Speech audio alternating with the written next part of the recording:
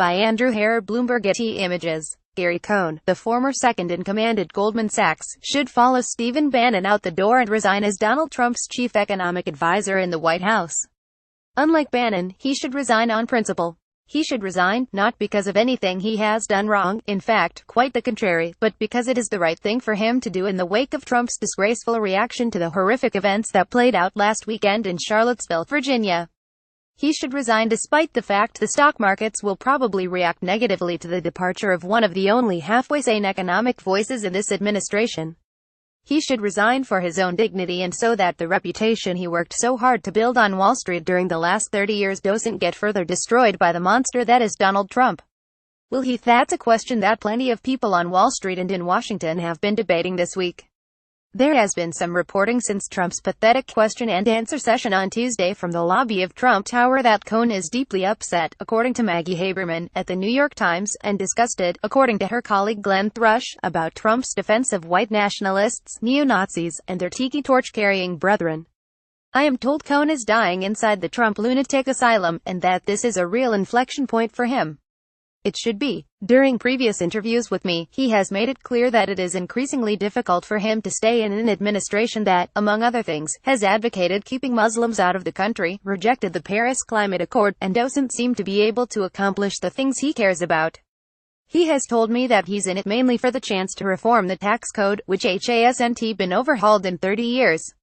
But is he really sticking around Washington so that he can help people who are already rich pay less in taxes? Is he really sticking around for the increasingly slim chance that comprehensive tax reform might happen? Larry Summers, the Harvard economist and former Treasury Secretary, who also once had Cohn's job, said on Bloomberg TV yesterday that the chances of meaningful tax reform are likely dead.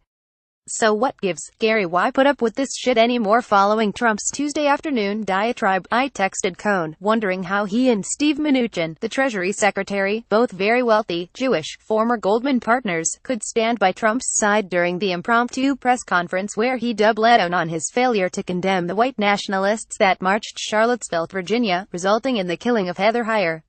He did not reply. I still have not heard from him. There is no reason for him to stick around anymore.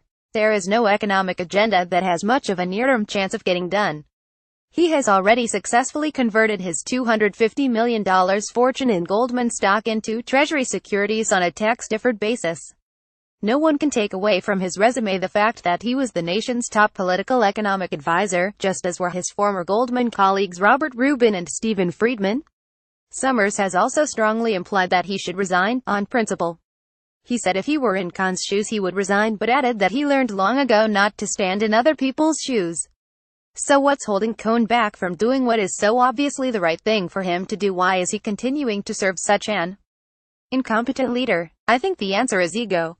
Cohn wants Trump to name him chairman of the Federal Reserve Board of Governors, replacing Janet Yellen, whose term expires next February. It would be the perfect way for him to fulfill his boundless ambitions and also give him a graceful exit out of the White House. If he got the job, which he isn't particularly well qualified for, he's not an economist, not that that is a prerequisite. Summers is far better qualified but not under consideration. He would become the first Goldman Sachs alumnus to become Fed chairman. Goldman Sachs alumni head up the Bank of England and the European Central Bank. That would put him in truly rarefied air, above Rubin, Mnuchin and Hank Paulson, all of whom have served as Treasury Secretary. It would also remove him from the political fray and put him in a job from which it would be very difficult for Trump to fire him. Cohn wants the job so badly he can taste it. Trump named Cohn to be head of the Yellen replacement search committee. But Cohn is trying to pull a Dick Cheney and get Trump to name him to the job, instead. In July, Trump said that Cohn was a good choice to be Fed chief. He also said he might just reappoint Yellen. My sources tell me the job is Cohn's for the taking, assuming he sticks around the White House and remains a good Trump soldier. When I asked Cohn about wanting the Fed job, he of course demurred, which is the only politically correct thing to do. His surrogates are working hard for him, though.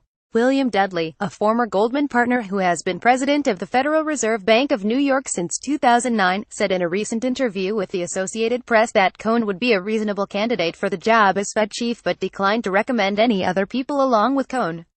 He knows a lot about financial markets, Dudley said.